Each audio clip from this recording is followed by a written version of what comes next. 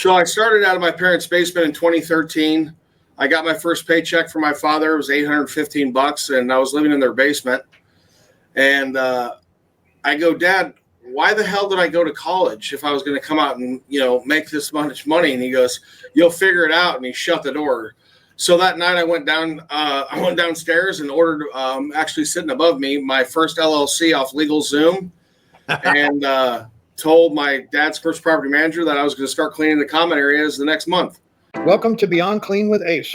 In the world of commercial cleaning, whether you're new to the industry or a seasoned professional, you know we're all more than just toilets, windows, and floors. We're just like everyone else with diverse interests in everything. Now in Season 9, tens of thousands have discovered engaging and thoughtful knowledge that's truly game-changing at Beyond Clean with Ace. Whether you're a facility manager, a frontline staff member, or a building services contractor, we're here to help you grow personally and professionally. So hit that subscribe button and share with others. We're all about enhancing lives in healthy, positive, and proactive ways. So join me, Dave Thompson, Director of the Academy of Cleaning Excellence, your host at Beyond Clean with Ace. Well, hello, everyone. You are listening to another episode of Beyond Clean with Ace. We are now in Season 9, halfway through the year as we record this. I want to first say thank you to all of you people that are subscribing, listening, and downloading. Between the two channels we put all of our podcasts out on, we're over we're getting close to 45,000 downloads in the last 9 years. We truly appreciate that. It's through your efforts of sharing, subscribing, and downloading that we do all of this. And you know what? I travel all over the country through this internet thing they call, technology. Oh gosh, I'll tell you, sometimes I believe it's good. Sometimes I don't know what to do with it. Anyway, I'm going to travel a little bit outside of my zone right here. We'll find out where these guys are from. They're actually still in the cleaning business, I think. So we will talk about cleaning today, and who knows what else we'll talk about. I'm sure it'll be something. Anyway, let me see if I can get these guys on, hit a couple of buttons, and gee, there's a couple of faces. Do we have sound? Yes, we got sound. Check. Yep. Okay, gentlemen, people don't come on here to listen to me. They come on to listen to you. So I'm going to kind of put myself in the background here a little bit, hit a few little buttons here. Charlie, let's start with you. I think this is your company. You started this. Tell people who you are, what you do, and what are we going to talk about? Yeah, sure. My name is Charlie Ramshaw, owner of RamClean. We operate in 5 states. 375 employees, approaching 15 million in revenue. Excited to be here. Thanks, Dave, for the opportunity. Appreciate it. The cleaning industry has been a very interesting business to scale and to grow. But wouldn't trade it for the world, and happy to be here. So what did you do before cleaning? I was in college. So I started out of my parents' basement in 2013. I got my first paycheck from my father. It was $815, and I was living in their basement. And I go, Dad, why the hell did I go to college if I was going to come out and, make this much money? And he goes, you'll figure it out. And he shut the door. So that night I went downstairs and ordered, actually sitting above me, my first LLC off LegalZoom, and told my dad's first property manager that I was going to start cleaning the common areas the next month. And my last name is Ramshaw, so I called up my graphic designer buddy from college, and I said, hey, I need a logo, and we call it RamClean, and the rest is history. So we really went all in about 2018. I only had about 4 employees at that point, and then from 18 to today, we're up to 375 in 5 states, and rapidly growing and building on, continuing to stack brick by brick. So now I'm thinking about this before we bring on Rob. I'm thinking, wait a minute here. You just started this just before the COVID era. Yeah, oh yeah. And you've still grown from the basement to 50 million? No, we're going to be at 15, 16. Okay. Yeah. But still, 15 million in, 7-8 years, and COVID era too. Yeah. COVID was great. I lost 50% of my company in 2 days. Every time I picked up It was great. Yeah, I like that. every time I picked up the phone, they canceled it because they just went in and cut expenses, and then they called me back like 2 weeks later or a week later, depending on what manufacturing or whatever. Hey, actually, we need you back, and can you bring more people? I was like, so then we ended up growing that year 37% year over year, which it was a wild one, and luckily we were pretty small at the time and nimble, but yeah, we survived and made it out, and really it was a great time to come in and be flexible, especially how we've grown through the business with SEO and everything else, because I think it really heightened where people actually focused on cleaning and cared a lot more about what the image of their facility was, and gave us a lot of opportunities to grow, and presented other opportunities. We did a lot of staffing at the time too, where a lot of folks in the hospitality industry especially were just putting signs out and thinking they were going to get folks, and they were gone. And so we did a lot of staffing at that point too, and now we just really focus on the cleaning aspect. And yeah, it's been a long journey. It's been good, but that's why I got a lot of gray hairs, but it's all good. Rob, at least he's got hair to talk about, right? Yeah. Unfortunately for him, he doesn't know how easy and nice it is to keep a bald head clean.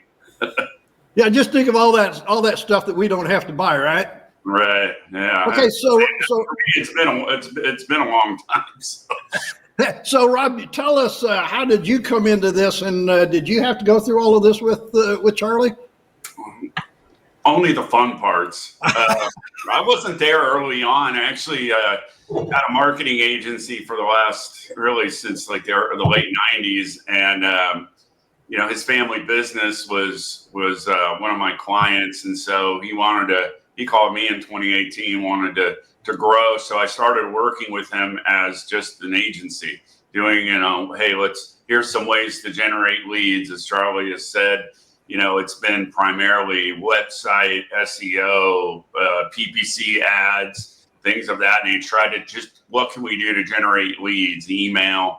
And so I was doing that really on a part-time business or basis. And then Charlie wanted to expand. So we went to Cincinnati, added more cities, started doing more and more and more. And I think it was right around the COVID era where we just, once we got through that and we're really building, I came on full time, and then from there our revenue was up high enough to be able to have someone full time. And even nowadays, there's not a lot of cleaning companies under 10 million that have full time marketing people, but the way we have it set up, it works well because I can focus on generating leads and managing the CRM, and Charlie's awesome at selling. We have a great sales team and a great operations team. So everybody's in their zone, just really performing well. So you're still doing what you were doing before, but you just only work for Charlie and RamClean now. Right. Yeah. So I just came on full time. It was the right time for me. I had been working with a lot of small companies for a lot of years, and then all of a sudden I had the opportunity to really try to work, specifically for one company, and we were having success. So I had 3 years of consistent success. So I knew we would be more successful. All the pieces were in place. So when you're working in marketing, you're generating leads and trying to develop brand awareness, and you need other people to do the job. You need the company to be able to fund marketing. You need the operations people to run it. You need someone really good at selling. And you need to do all these things to have a successful business. So sometimes hold a minute. Wait a minute. Hold it. All at the same time? Yep. It's like running a supercomputer. Yeah, guys, this is where you lose a lot of people, right? I mean, it's like when you went from 0 to 15, where along that journey did you feel like, wait a minute, Charlie, this is way too much? I'm just too stupid, and I just keep going. right? I just, you know what I mean? I always say behind me, you said no risk, no story. So that's why all my walls are wood or block glass. I just run 110 miles into it and then turn around and run the other way. So, yeah, when you're we're not scaling tech, we're not scaling a widget. When you're scaling human beings, it presents a ton of challenges. And it's just one of those things as me as a leader, as I've been growing, you just really have to, the business is easy. It's dealing with all the personalities and everything that come with it. So I've definitely had to learn a lot of patience over the years because I'm not a very patient person and being very empathetic and understanding, where they're coming from and what's going on and everybody's own individual life. And, but yeah, I think that's what's molded me into a better leader. And it's all for the right reasons. Rob, I got to ask a question though. AI is going to keep and put you out of a job, and Charlie's not going to need you anymore. Well, that's the one thing about my job. If I'm not growing, then I really don't have a job. But I have enough confidence in myself that that's not a problem. But we touched on something before, which is, what does it take to actually be successful? And a lot of people just want to do maybe they just want to run a small amount of ads, or maybe, and they don't work on their brand, or they don't work on sales, or they don't work on their website, and you just get kind of okay results. And so you never take the next step. We try to get good everywhere.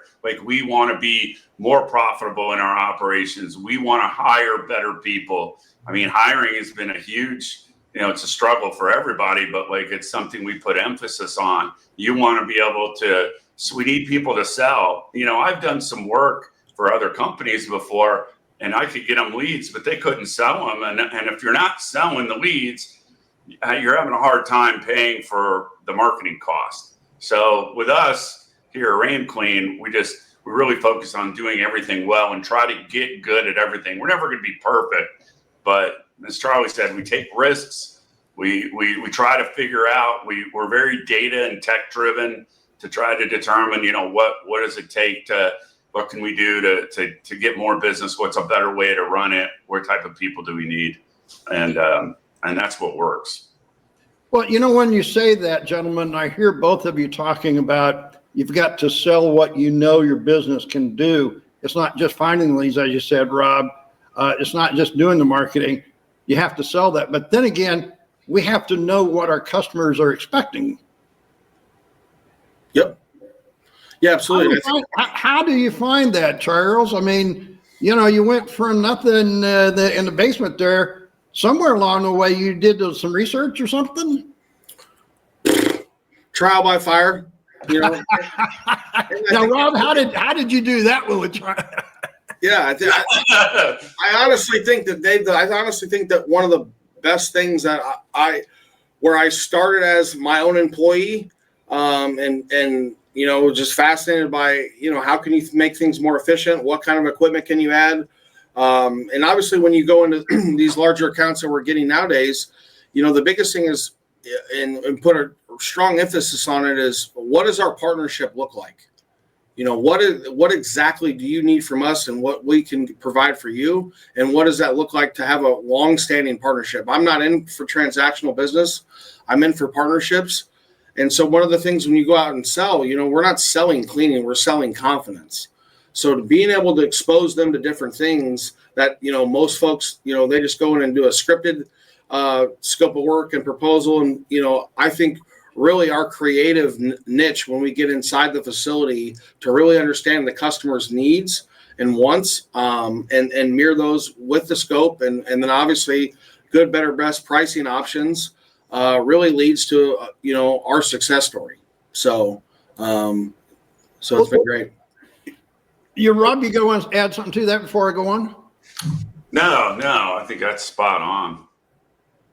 Yeah, no, something I wanted to do, and you led me right into this, Charlie, is I saw this information on CleanLink today, and this is talking about restrooms. Yep. And a number of things in that you just said here. Let me see if I can scroll down to this here. exactly how they say this here, is long-term data provides these spaces can boost satisfaction, strengthen loyalty, and drive repeated visits, turning restrooms into both a point of pride and a performance asset. Your thoughts? Yeah, I think really, what first comes to mind is Buc-ee's, right? If you think of Buc-ee's gas station, where they highlight, one of their biggest promotions is their restrooms and how clean they are and how much they take pride in those. Absolutely. Right? And I think, and it goes back to, especially for us when we have a lot of public spaces and a lot of, large facilities where they care about the customer experience.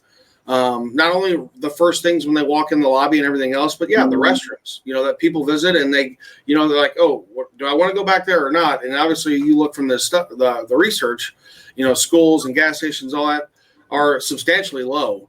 And I think, like we talked about, there's really no excuse for that anymore. I don't know if it's they don't have the budget, they don't care or whatever, but look at how much, a little tweak and what they can do on a daily basis to improve that customer experience overall, where you take a bad review and turn it into a good review. And really, like you said, circle all the way back to Buc-ee's. You take a 75,000 square foot gas station and they're sitting there highlighting, how unbelievable they set up their restrooms and how much they take pride in that. And I think it's a meaningful observation that continues to pay dividends in our industry on a daily basis. Rob? Yeah, I mean, I think to add on to what Charlie's saying is we're solving problems, and I think when they come in with the sales team, you're listening and trying to understand where their problems are, because as Charlie said, we focus on larger recurring business more so than other like one-off business. So, we're going in there and we hear the same stories about how they've struggled. Oftentimes they have a big facility and they're trying to get it clean for a low amount. They've used a lot of, we're a W-2 company and can control our quality, so we can. So hang on just a minute, Rob.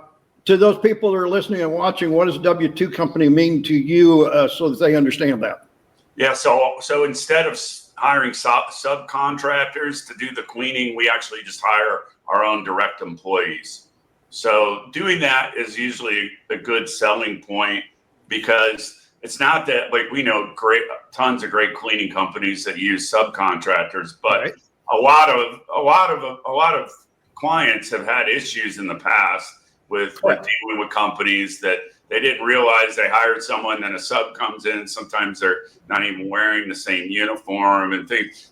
You hear about these stories all the time. When we hear that, we know that we can sell against it. And so back to what Charlie said before, that's more a sustainable program, correct? Right. Like we have a much higher, over average, our retention rate is higher, even for a company that's only been, really in heavy growth the last 6-7 years. We've done a lot of analytics on it, and we keep our customers. If we have customers that need a solution and they're a partner, we tend to keep them a long time. And they're usually the bigger ones, of course. And so we're trying to, and that has a huge impact on your ROI. Because if you're just getting customers real quick, and then maybe you're trying to win on price, then all of a sudden, then they're just going to find someone else that wants to do it cheaper, and they're not sticking with you. And then you're not getting the investment back for what you're spending in marketing. So the gentleman, what you guys are saying is the W-2 employee is a marketing value to your client. Yes. Yep. I saw that on your website, and I'm glad you brought that out, Rob, because I want people to understand that, because we put up things on our website, and sometimes we don't explain what that means. So somebody that's never seen that before is understanding, and there is a differentiation between that and, like you said, a large amount of cleaning services out there. Yeah, especially we know who we've spent a lot of time thinking about who our perfect customer is. and what they're looking for. So when they come to our website, we want those answers. And we're good in some areas, like we're really good in industrial, really good with schools. So we have some very specific forms of marketing. We do case studies, things like that, to try to make sure we're explaining that to the customer. Sorry, guys, I got something going on here. I'm not sure what it is. Maybe one of those other web pages is. It's all your LinkedIn notifications. I guess it was. I'm sorry about that. I know LinkedIn pretty good. I didn't know they can send you music. Yeah, I'm like, well, I saw a bell come up here, and hey, it took over the program, folks. For those of you that are still with us and going through our little technical problem there, thank you for being here, watching, or if you're listening on one of the platforms. We're now up on 5 different audio channels out there, so wherever you get your podcast from. I did want to go to this because this is your website, and this is your front page. This is it, gentlemen. I want to tell you one thing. What I like here, and I think this goes back to your marketing and your message. This is not a stock photo. No. Yeah, I mean, if we can, I'm not saying that there aren't stock photos. I don't think there's very many, but if you can, you want your own photos. I mean, right. I'll be honest, our photos are a massive part of what we do. All of the stuff that our supervisors send us photos every night.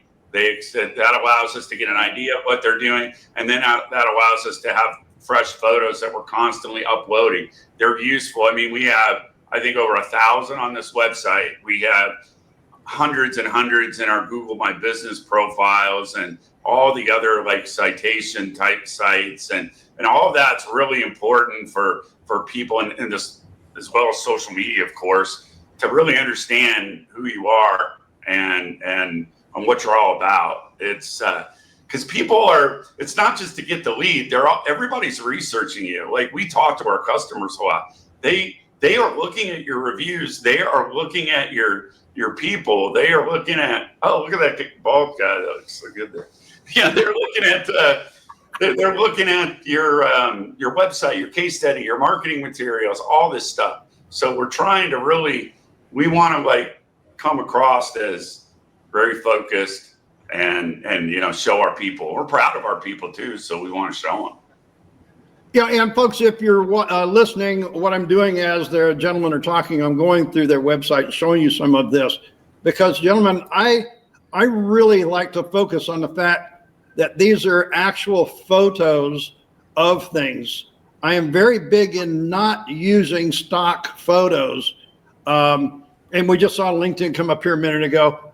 The thing here is that I believe that we need to show people the real thing. Now, AI, and as we were talking, Rob, AI is one of these things that we all use, but we should not use it to run everything, because words do mean something, pictures do mean something, or we shouldn't be using them. That's my viewpoint.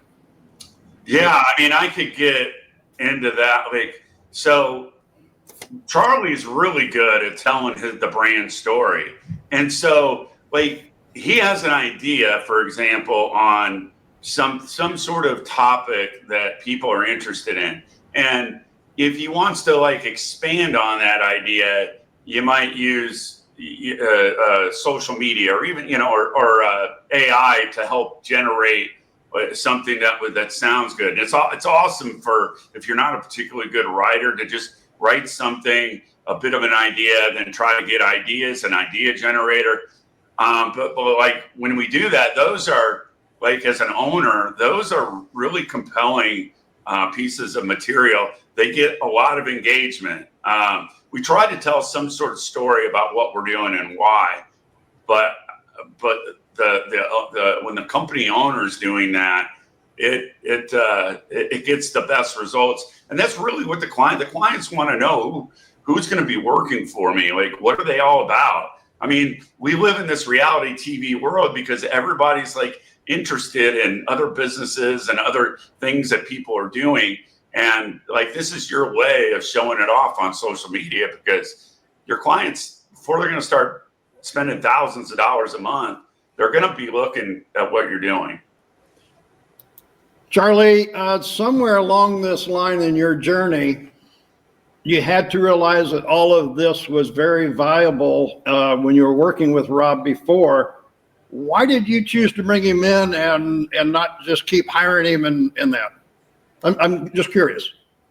Yeah. So, one, I'm selfish, and we just had a really good relationship, and so I just kept working the angle of him just, coming on board and believing what my goals and my visions were here, and he bought in, and I'm very thankful that he did.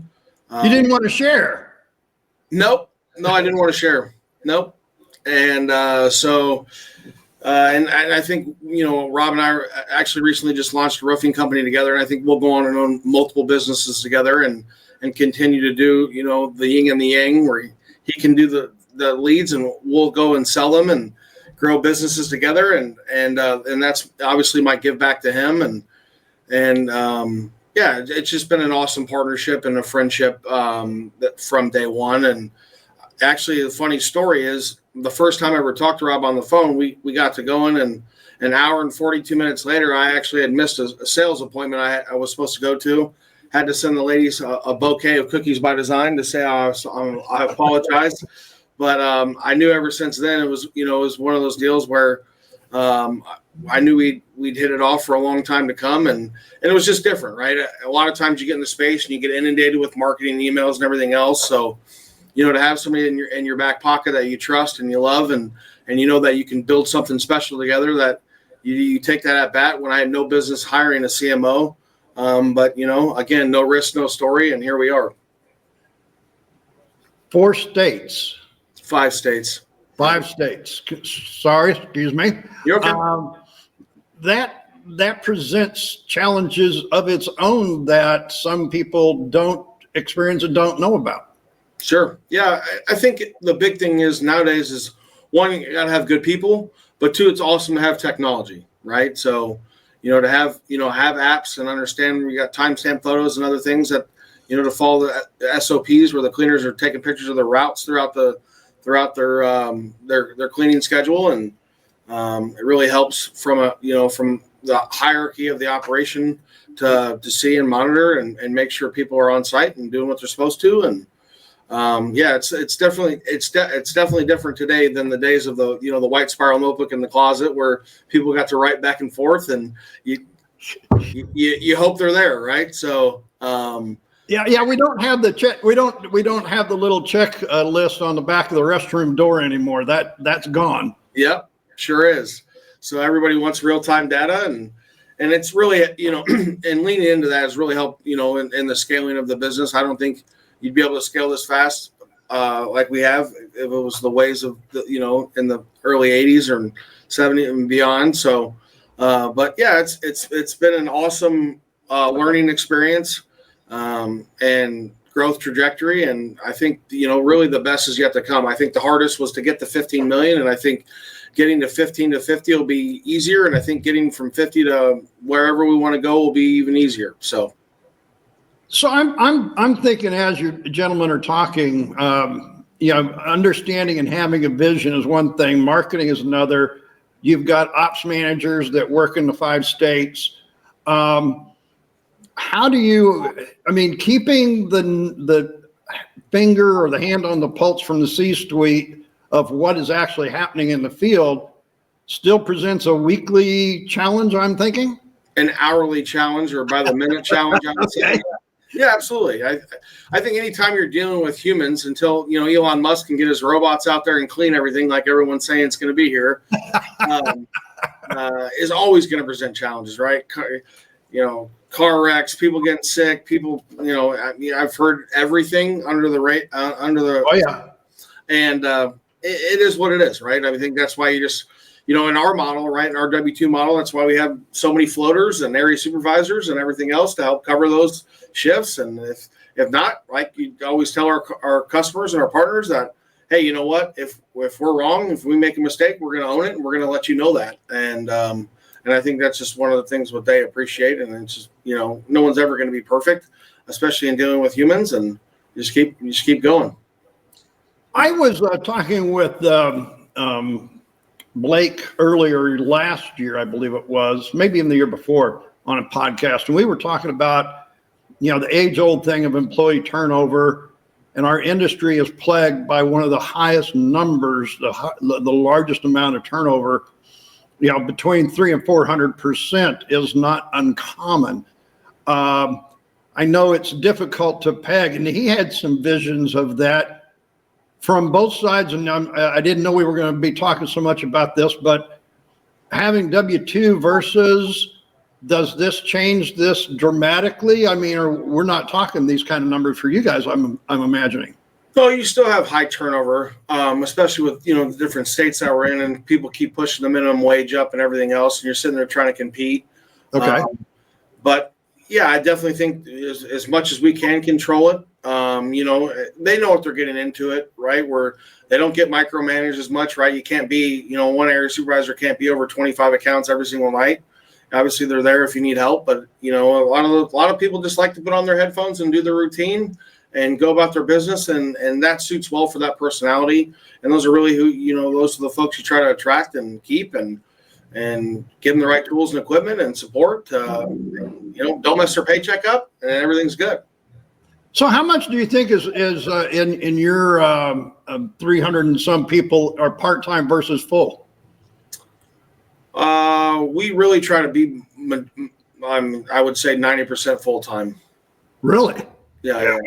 We used to be like probably closer to 50-50 or maybe 60-40, but yeah, we're focusing, and that's like we generate leads, but we have stuff that we say no to. Like we have high minimums, and we're trying to get ideally a full-time person. That has a big impact on your hiring too, and that's what helped. We've developed a hiring process that really was good, especially post-COVID, because a lot of people had problems.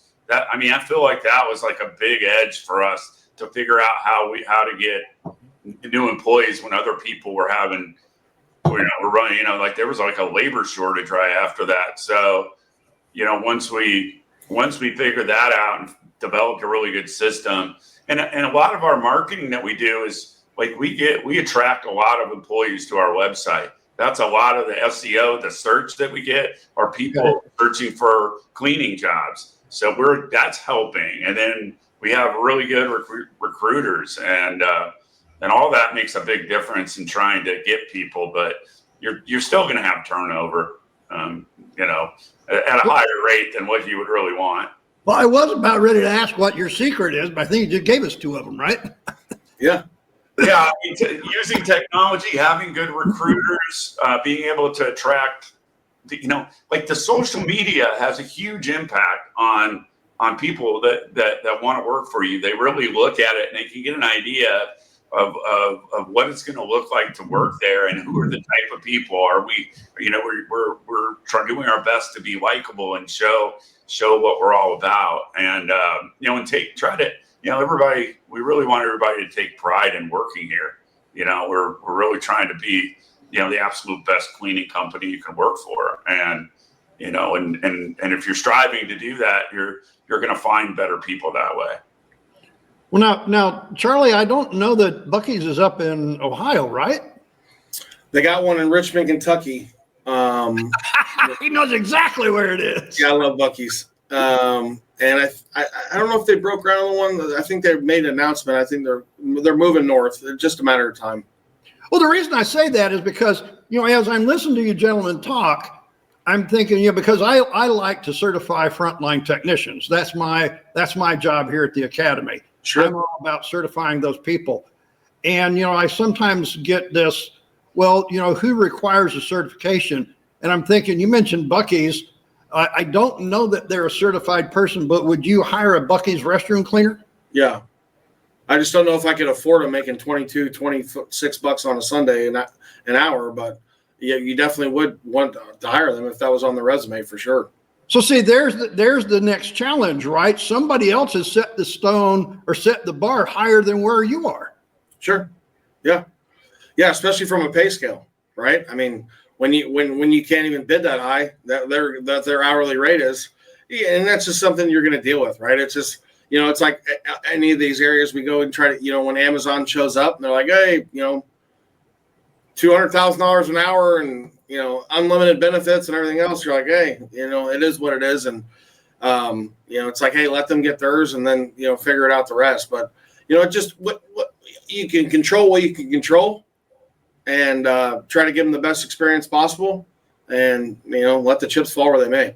So does it, so if I would send you a person that's went through my courses and has a certification, and they're in a dollar range that you can afford, would that mean something? Yeah, 100%. Of course. Yeah, I mean, I wish we would find more people that had certification and training and experience, because a lot of times you're trying to find a good person that interviews well, that seems to be able to speak well and can communicate and doesn't have, hasn't been job hopping and stuff. And this is really hard because, we're not talking about, highly paid people here. So it's hard to find that. I would say that the vast majority don't have training. So if you have training, right, that would probably, I would assume, Charlie, we'd pay higher and sure. That, but we would, your ability to work up is big, because we have a lot of people that start out as cleaners that are like now are supervisors, leads, and stuff like that. And it's, if you come in, do a good job, and show what you're doing, you go up. That's what we want. We want to hire within as much as possible. So I'm hearing possibly people that are staying with you. You said 90% full time now, Charlie? I would say roughly, yep. And we're not talking about a large amount of turnover. So there's careers here? Yeah, there is careers here. Yeah, it was actually super. One of our area supervisors was actually just promoted to a regional operations manager, and it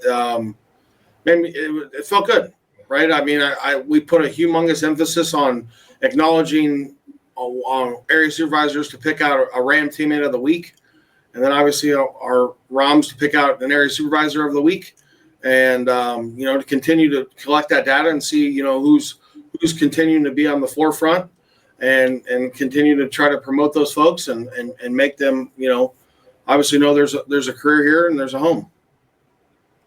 Now, as you say this, I just want to show folks something here, because on the website that they've been talking about, I found this page here, and here is their job description and availability. And of course, the first one I pull up is Florida. So here's 10, 15 jobs open in Florida currently? Yeah, I think we have last time I heard we had 64 openings or something. And it says what they are for it looks like Ohio is running you need a lot of help in Ohio. Yeah, we need a lot of help. Hey, we need a lot of good help everywhere. Here's the thing I find interesting when we talk about this, folks, is I've been listening to Mr. Rowe talk about how many skilled labor that we need from community colleges that could help us, and how many of these people, and AI is not going to take their job away. I hear you talking some of the same thing here this afternoon. Yeah, absolutely. Yeah, I think it's a tremendous time to look at the trades. Especially if you're not going into something that's really specialty in college, and that's going to pay an instant ROI when you get out. Why stack yourself with $100,000, $200,000 in debt to strap yourself, to force your way out? So, I think the trades and the service industry is at an all-time high, and that's why I love the trades and I love the service industry, and continue to build these companies out and bet on humans. I think it would be interesting. I've tried to do this several times over my career, worked with a few community colleges and set up and did a little bit, but we can never get really good traction to get people want to come in and be a janitor or custodian in the trade industry. Yeah. Yeah. I think the biggest thing, Dave, is that, you have to get where, like we talked about earlier with Buc-ee's is if you get the right partner that's willing to increase their budget enough, then that's probably the biggest, line in the sand for folks to sit there and compartmentalize, of being a career janitor, if you can back it with the pay and the benefits and everything else that come along with it. Because in our industry, right, it's heavy on price, and a lot of times folks think they care about the quality, but really it's just price. And so if we continue to try to level up and say, hey, are you tired of switching janitorial companies every 6 months? Do you really want to partner? You might have to look at your budget, right? What you've been paying in the past isn't what it doesn't. I have a line when I always say, you have Mercedes-Benz expectations with a Prius budget, and a lot of times people, they want to pick you apart, but it's like, guys, that's because the budget's not here. You're not giving, you can't stretch production rates to 10, 15,000 square feet an hour just because you want to, right? There's been time studies on all this stuff. And again, another one of my sayings is you can't outmath the math. So again, I think as you continue to, collectively in the industry, as we raise the standard and the lens on it, and you continue to be able to, get more in that hourly rate for an owner that you can pass on to your employees, and to get more qualified people, it's just, it's just one of those things you just got to keep reaching for. So I'm thinking that every opportunity is not RamClean's client. No, actually, I say no more than I say yes. Yeah, when you get to the point where you grow enough, and you're like, obviously early on with any small business, you're kind of gonna you need the business and you need the experience, and so you're gonna take more things, and sometimes you take the job and then hope that you figure it out later. Sometimes you can take the job and then see if you can't either upsell or raise the price later. Those are all options. But as you grow enough, you really start realizing you want to get your customers that really need you, that appreciate your service, and will be with you for a long, long time. And that's been something we've been doing, and we get better and better at as the years go on. Do you feel that marketing and selling the idea that Charlie comes up with is going to be more difficult as you grow? No, actually, I think it's, as Charlie suggested, it gets easier. I think the hardest point of growing is like the first million. The first million in a business is tough. Oftentimes you're out there if someone doesn't show up and you're picking up a mop. You're trying to figure out how to grow. You're selling. You're doing all of those things. Oh, yeah. And then as time goes on, team building then becomes more important. Leadership, brand, I think, all comes more important, because now you're spending more time like being a leader in your business than you are like just being someone to come in and clean when someone shows up. You've got salespeople that can help you sell, people like me that can help you market, people that handle the operations. So basically what you're saying is you can simplify everything, which makes it seem easier.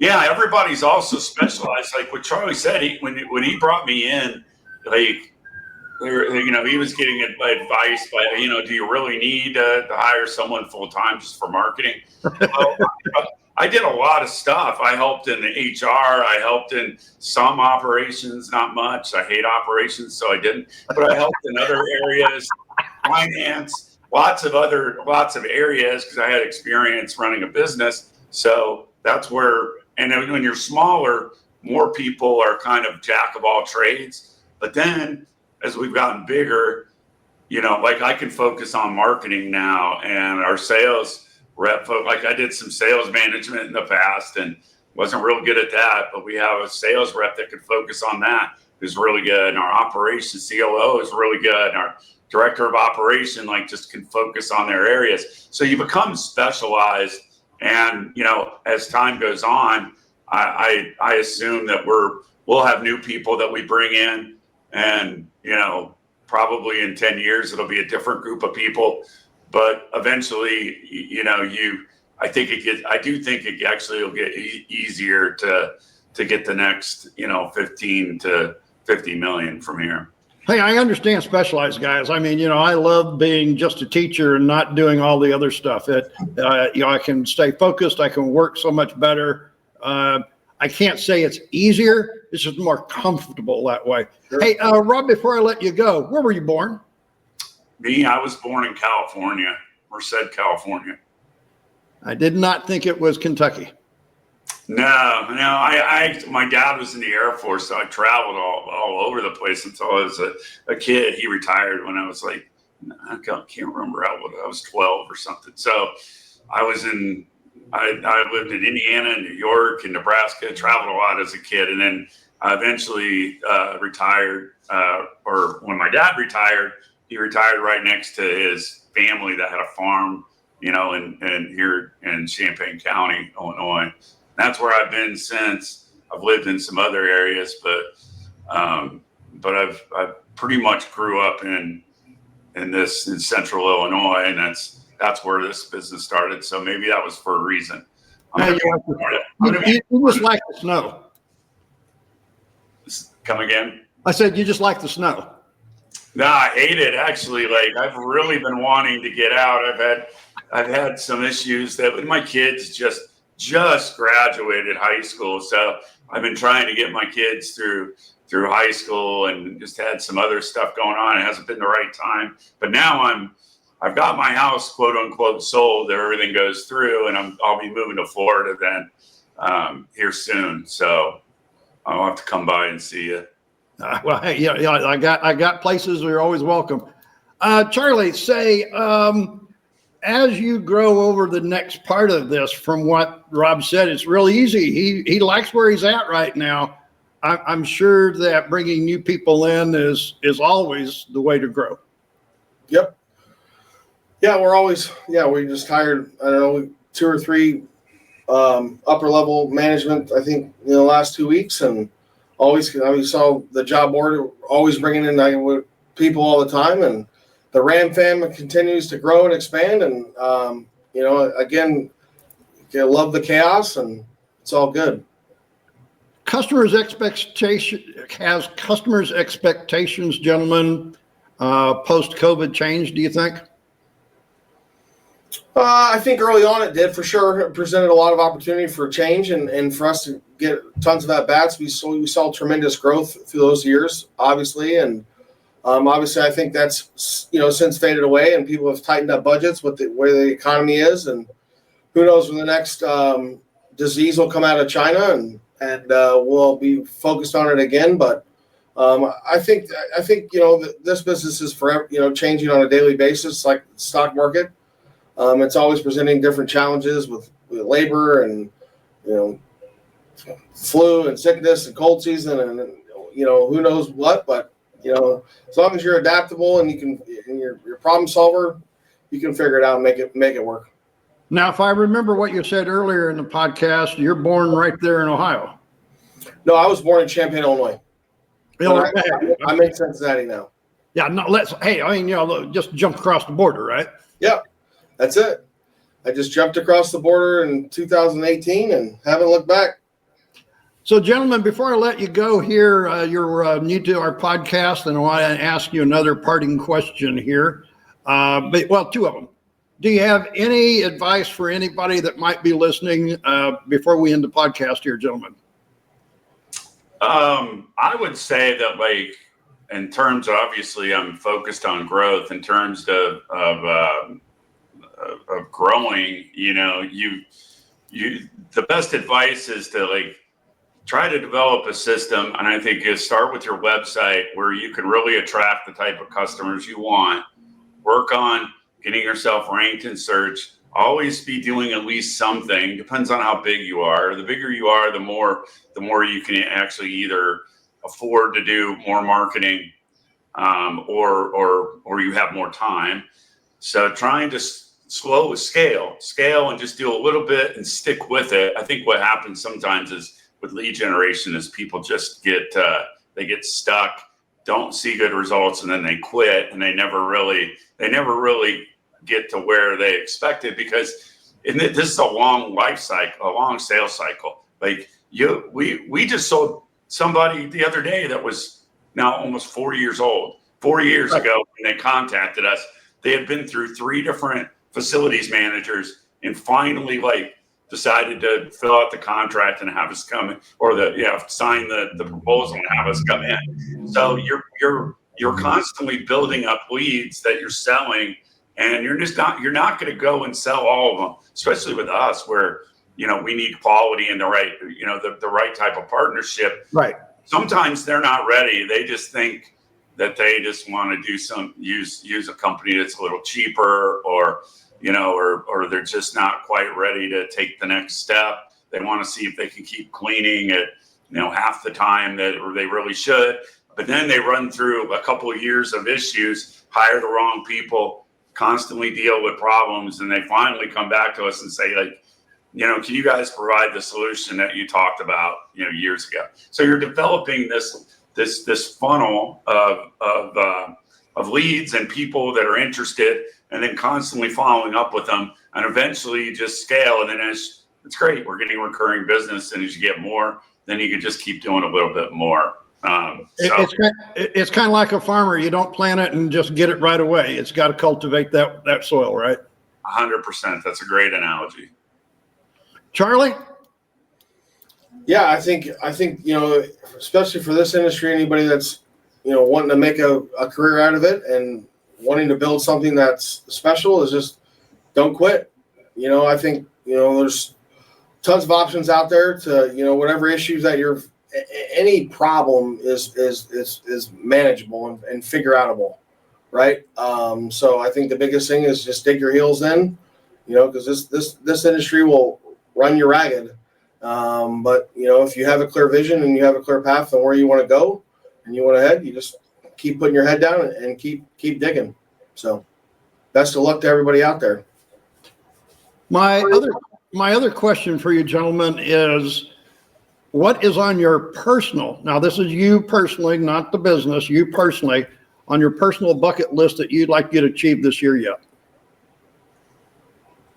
As Charlie said, we're working on another company. So, we're getting to the point where we're looking at trying to be both of us, I believe, are pretty good at business and can grow. So we're looking at getting some things started, and really this is all about, trying to get something started and then getting to the point where we find really good people. We're starting out with some good people, find people, and then be able to, just be business owners that just work on growing the business while we have other people that run it. And of course we're, that's, I guess that's personal, but business too. But I'm trying to just move to sell my house and move to Florida on personal. Now, there you go. That's what I wanted. Okay. I'm like, come on. It's hard for a business guy not to talk about something business, but it's like, no, personal, Rob, personal. This is my hobby. Like I work on this when I don't have to. I'm not punching the clock. I love doing this. So I'm working on it. So it's it's a little bit, I guess it's kind of on the RamClean. It's not RamClean, but it's like something extra that it's fun. It's fun for me to do that. So Rob wants to move to the south and get away from the snow. That's what Rob wants to do. I'm gonna try to do some fishing. I guess that would be something too. Okay, so Charlie, what's on your bucket list? Well, I'm excited for my birthday. I'm going down to Texas to shoot a croc for a crocodile. So that's going to be good to do. But other than that, I want the Bengals to go to the Super Bowl. So, who day? What? Wait a minute. You're going to Texas for crocodiles? Yeah. A buddy of mine has got a bunch of extra permits, tags. So, me and my son are going to go down there and shoot one for my birthday. Get a pair of boots and a belt made. Well, hey, you know what? I'm going to have to get you on a podcast to see if you got that one done. I'll send you pictures when we get done. Okay, good enough. Yep. Gentlemen, it's been a pleasure having you both on and learning about RamClean and your journey and successes. It's always good to hear the successes. I mean, we always have the horror stories, right? Oh, yeah. Folks, you might ask, why do I ask these questions I do? One is we know where both of these gentlemen were born. We've got a glimpse into their journey of how they've built RamClean together pretty much and what their future looks like going forward somewhat. We also know that they want to do some things personally, move to Florida and go get a crocodile. Wow. What are we doing here? Yeah. Folks, the reason I ask these questions is we do not know what your journey is. We also just know that whatever that journey is that you're on, make sure that it is healthy, positive, and proactive. Thank you for watching. Please subscribe to the channel, share. That's how a podcast gets its reach, and we appreciate all those folks that have been downloading so far. Be safe out there, folks. We'll catch you next time. Thanks, Dave. Thanks for being on the show, guys. Thank you. Appreciate it, Dave.